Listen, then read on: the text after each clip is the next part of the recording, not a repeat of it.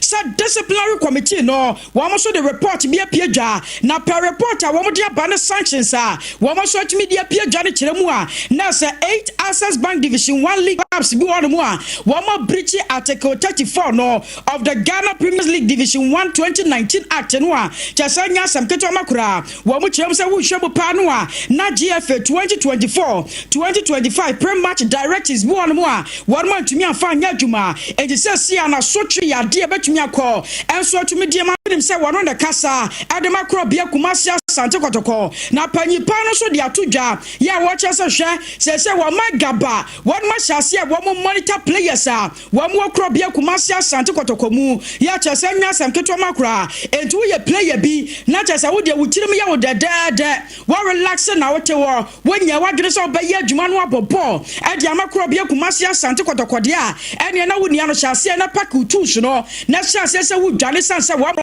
after this season was a player just a modern bono and so don't show any papa bia and from a crop bia kumasi asante kotoko e yade se wo tumi agya kwan na no ma nyina da timi akoyie was wo ka de akire players no se bia no one ma we ya above club bia kumasi asante kotoko me pato ni kakra ye free wapa na me pato di Paul Manso wonim say one na head coach Adema Bibia ni Gold Stars na papa na nyakwanya ne Central Forward nkomo na wo kyerem say no kwasam pa ne say wo hwemu a Bibia ni Gold Stars no wo mo advantage bebre say wo betumi win this season Ghana Premier League no atanya samketo ama wo say table so a Bibia ni Gold Stars na dikan wo say Bibia da de pefe say nyame yetomo a this season no enkunimdie ebetumi amodia. Now we have 4 games. We have three home games and then 1 away game. So yes, it's still difficult, but we take that inspiration that we haven't lost at all. So we try and then win the home games. Yes, and then the away game, yes, we also fight for something. I was your way a quarter D and from Ponso what no and a head coach Adema Bibia Gold Stars near turning cano. Now me part on the crack open. We have the resources, we have everything, so for us that shouldn't be a problem. I was your way a Bibia Gold Stars. One head coach near turning can you rough from Paul Manson and your Tessa what judges Samu and so the man Central for no. Me patro ye bow Vision FC one Makachia, not just all run D and then Najma win himself upon one year coach. Ya what a Vision FC one on me patro will run no. Step the whoop Vision FC one Makachia, my front two anymore. Sa Ghana Premier League bono, one with the 14th position. Ya Ronica cry a free whopper, one more 4 points a pair. So I'm so bet me a bow now one more relegation zone anymore. Yes, I don't cry a free whopper. Now I don't know. Charlie Dean and Natiman, one is Central Forward in Comoya, watch us around, be beyond Sunyame, one would do more Vemono, Vim and Vego, say one bet me a Dinkunimo, and Tomudia, one more shining was a Ghana Premier League, one bet me a can one for born and your menata, and so to me a quay. Second time or the third time I've actually asked this question, I've said it time and time again. I don't think I've ever thought about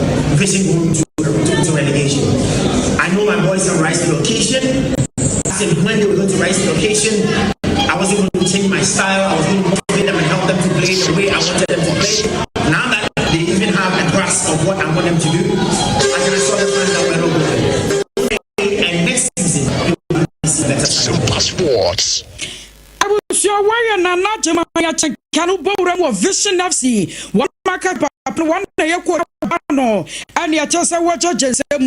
As what media go no na me patro yen kokro bia kumasi asante kotoko wa ka che fa kakra anso ntumi pie firi wa fama mu na se coach a wo ba yen che kra ora Abdul Karim Zito wonim say nan wada game akro bia asante kotoko wo mkoko boy yen wo jinkunimu anso e wo na na panyipa no wono so ne Central Forward nkomo eno cha se hwe wo kam obi ate se wono ne Thursday training there aya no won fa nya kwadro kra wo se wo hwemu a eno ne ya no tare prepare the first 11 se won betumi dia kwakobo ball e se kwaba se kro bia kumasi asante kotoko won bebo ball this weekend ye Thursday no be training na wono de wo ka de akire players no se wa mo homodin e wo Thursday match and as training na wo mo so beye mu no e yade se the first 11 no wo be you asinchen. Very important, especially Thursday training.